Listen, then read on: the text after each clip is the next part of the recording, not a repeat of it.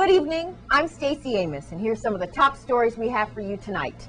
We hear the voices of the territory in the aftermath of the Hovensa fallout, an election update from Chairman Rupert Ross, and more highlights from that huge racing card in Tortola. These stories and more are coming up next on News Channel 8.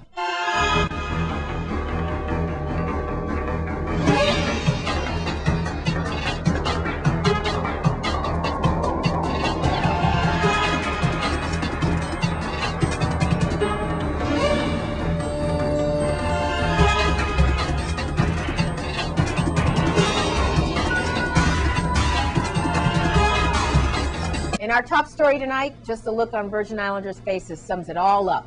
After the announcement that Hovensa is shutting down, our territory is in shock.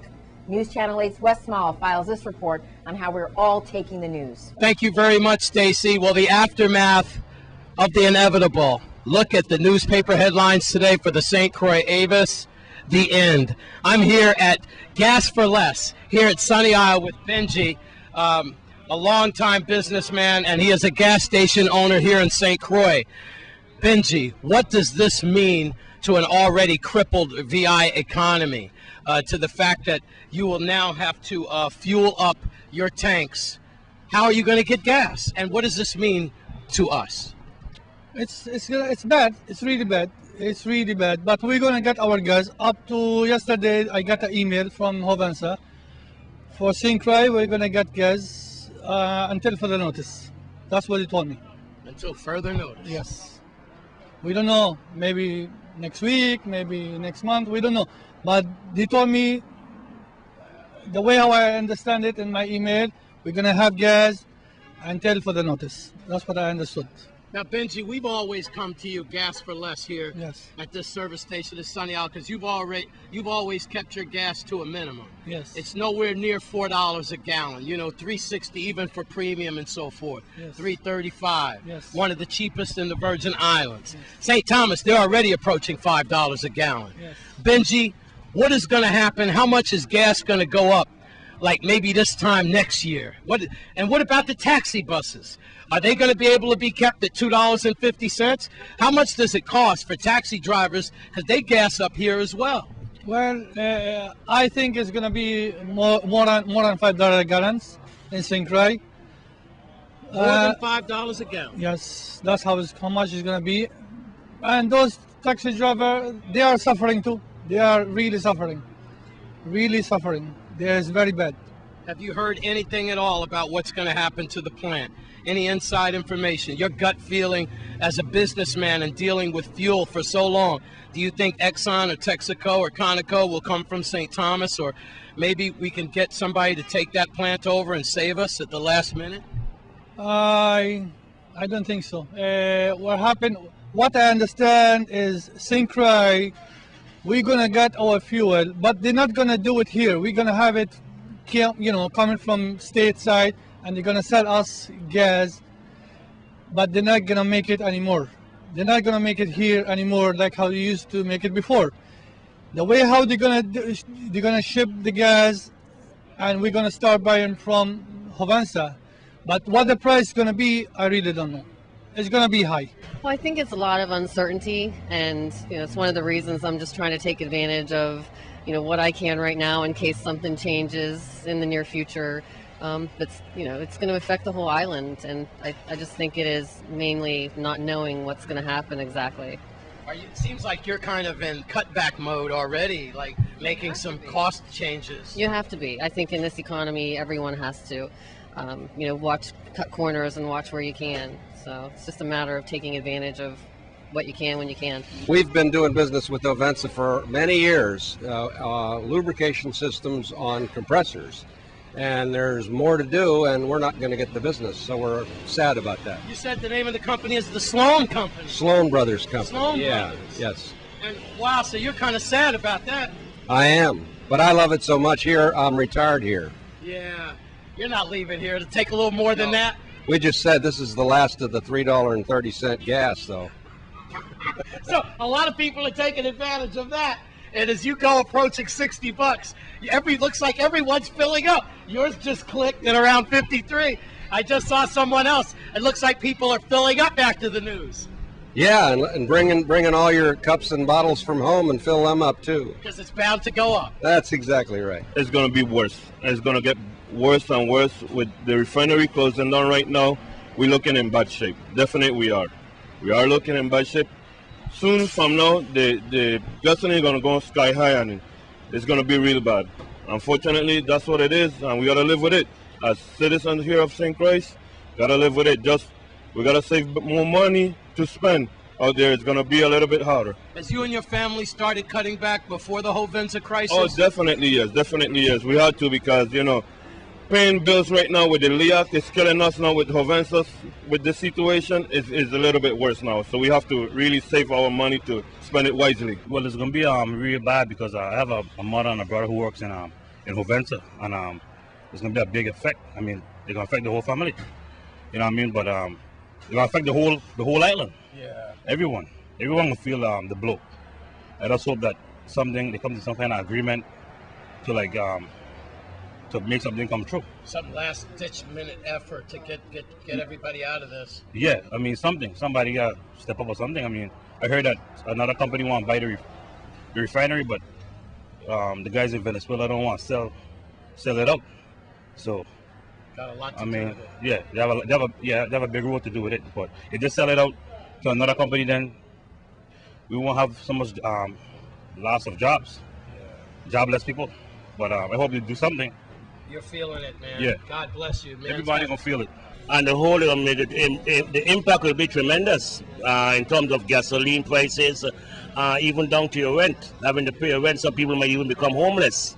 It's a far-reaching effect, you know, very far-reaching, and only time will tell to see How deep it goes. how deep this effect will take place. You think you and your family will be affected, like to Of cut course. things back and WAPA and so forth? Territory-wide, the impact will be felt all around. Means a lot to me and my family. I've been working in the Hovensa for a long period of time, from time I had 18 years old.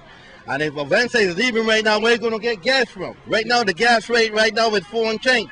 If they had to import the gas from wherever it is, it's going to cost more money. Then LIAC is in the back. LIAC is going to gotta go up. Food, I mean, everything's going up. Then we got to go back to all those days. Donkey kid and the hats, whatever, you understand? Yes. Everything is going up. Where all these people's going to be getting laid off. I hope the government don't roll out the unemployment money, because 2,000 from one way, 2,500 from the next way, this island is going to be crazy. Well, Stacy, we heard from several service station people, including people who are gassing up, plus just men and women on the street. But I think we all can agree to one thing. This is a devastating blow to the VI territory. As a matter of fact, unofficially, I believe we can all say that we are in a state of emergency.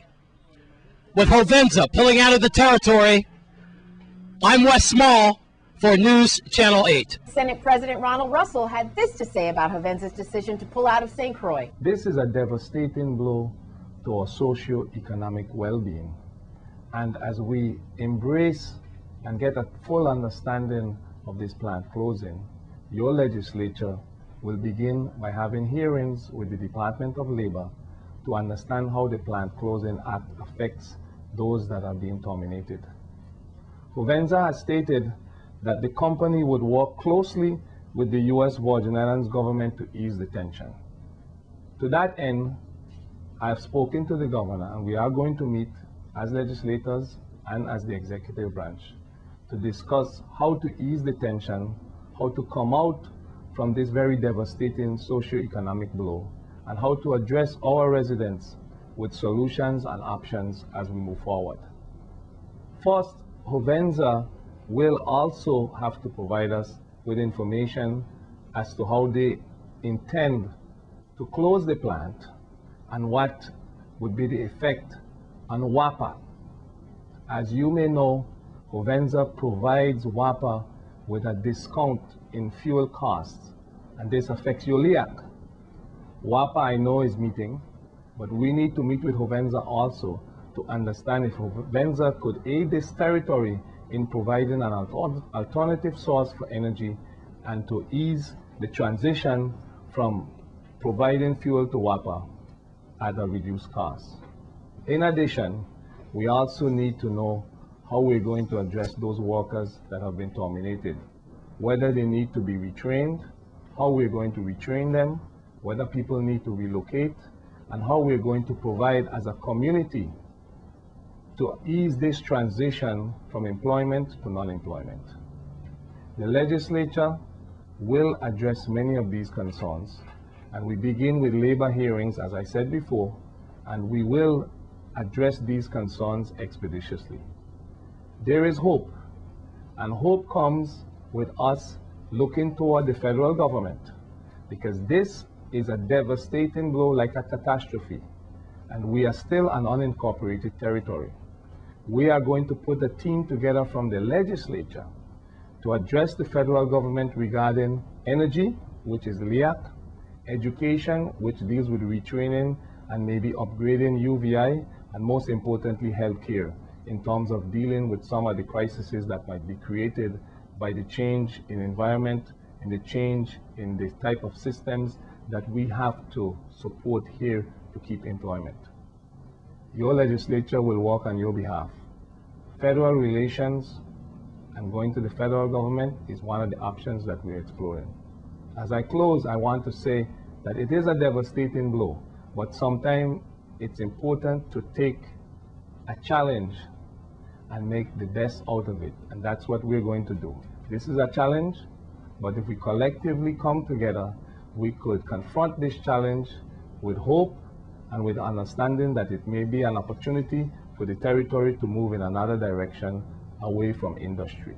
And our delegate to Congress, Donna Christensen, also held a press conference to address the Hovensa situation affecting us all. Let's take a look. I intend to use whatever authority and whatever opportunities are made available to me by virtue of my office to help the territory get through this. I have already reached out to EPA,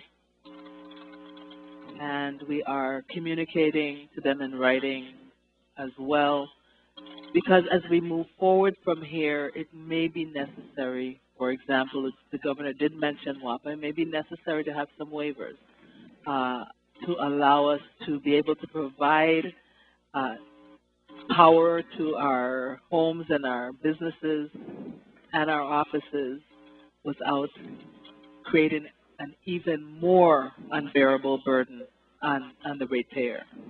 And so some allowances from EPA will probably be necessary, and we've begun to address, to at least explore that possibility and let them know that as we begin to work through what needs to be done, that I will be very likely coming back to them. And when we come back, we have Caribbean news from St. Kitts and Nevis coming right up. We'll be right back.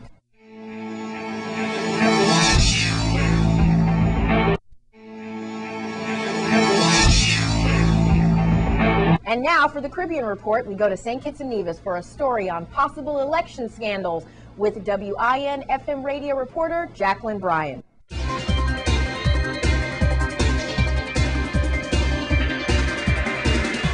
All submissions were made before High Court Judge Lionel Jones SC in Nevis on Monday by lawyers representing both parties in the election petition case. Douglas Mendes SC, representing the applicants, leader and deputy leader of the Concerned Citizens Movement, or CCM, Vance Amry and Mark Brantley, said that his side has 63 witnesses, 11 of whose statements have already been entered without cross-examination. Mr. Mendes indicated that his team intended to reduce the number of witnesses further over the coming days for a number of reasons which he did not disclose on Monday. He noted that the respondents had 6 witnesses that his team would be cross-examining. The senior counsel claimed that 95% of the evidence in the affidavits was not in dispute, that is, both sides agree on the information. However, the areas on which they don't agree upon, he said, would be fleshed out in court as the proceedings continued. Among the issues that were not in dispute, according to Mr. Mendes, was that there were no monthly revised lists published between January and July, that the registration officer did not notify registered voters that their names had been objected to immediately, and that those names that had been objected to were not posted in conspicuous places in the community as outlined in the regulations. According to Mendes, what was being disputed was that there appeared to have been 2 master lists published in January, that notices for objections were sent out late, and that people who had their names removed were not given a fair opportunity to challenge the removal of their names from the list.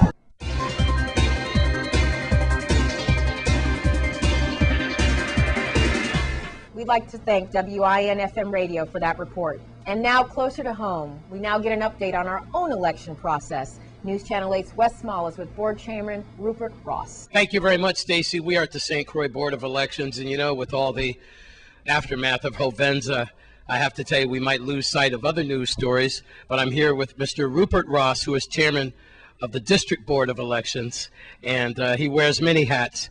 Of course, John Abramson is the executive director, but let's find out what happened with the last board meeting, and then I'd like to ask him another question as well. So thank you very much for accommodating us today, Mr. Ross, as usual.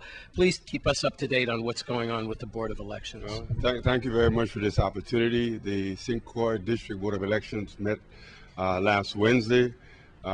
We reviewed items on the agenda that dealt with a request from Member Bryan for us to check into the status of the e-poll books, which are programmed to be used in the upcoming general election this coming November. He wants information on the status of monies that were expended today, training activities, and what the plans are for the election system under the direction of the Supervisor of Election, John Abramson, to utilize the e-poll books this coming November. The board also discussed the need for us to have a joint board meeting. There's some serious agenda items that needs to be addressed. So we discussed those items. The board also discussed the fact that we needed to pay tribute to the father of one of our staff members, and we made decisions on that. We also took a look at our calendar for the month of February and established the next meeting date for the first Wednesday in February, after reviewing the travel plans for different board members throughout the month of January. All right. Well, now I need to ask you about this. Recently, a group or some persons or person has asked for a recall of the members on the Board of Elections, I believe with the exception of Bert Bryant. Could you tell us if there's anything been done about the recall and the petition of the members of the board, St. Croix Board of Elections? Only that the petition, to my knowledge, have been submitted to the Supervisor of Elections, which is according to law. The board has nothing to do with the petition at this juncture. That is purely under the supervision of the Supervisor of Election. My understanding is that the petition has been submitted requesting the recall, as you indicated, of all members of the St. Croix Board, with the exception of Member Bryan. And basically, we are in accordance with the Organic Act on a standby mode. Once the Supervisor of Election has determined that the petition meets the criteria to go forward, we will be so notified, and the process will continue. All right. You heard a couple of things then from District Chair and St. Croix Chair Rupert Ross, first on the last agenda with the last meeting, and you're up to date now on a petition to recall certain members of the St. Croix Board of Elections. All right? I hope I got that right. You got that right. Okay, good. Good. I want to be on point. Here at the St. Croix Board of Elections with Mr. Rupert Ross, I'm Wes Small for News Channel 8. And we'll have sports and weather coming right up. We'll be right back.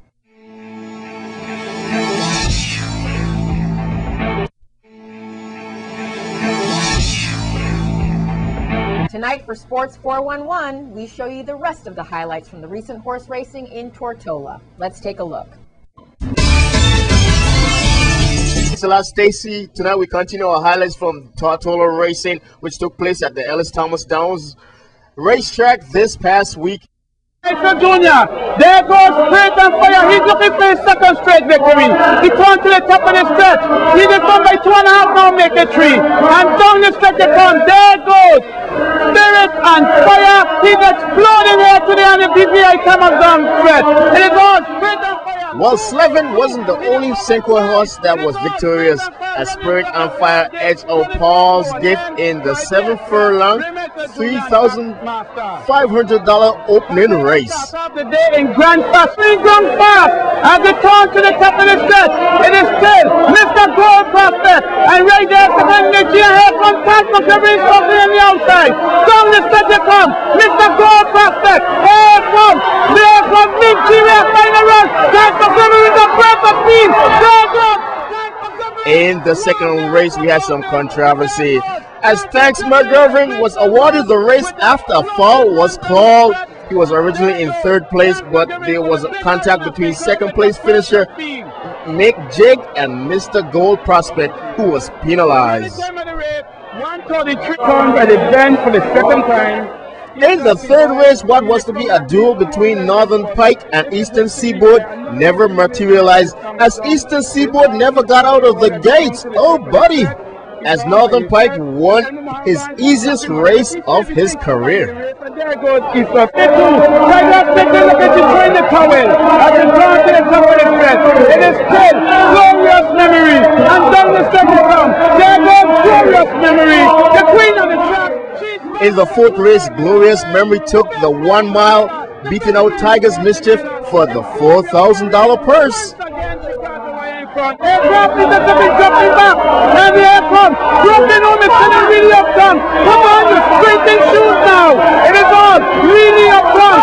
Aircraft broken home. The two horses thrown it up and set together, and down the set they come. Really up on the inside. In the fifth race, it was a battle between Aircraft Interceptor and Broken Home, but in the end, it was really Uptown coming on the inside for the victory.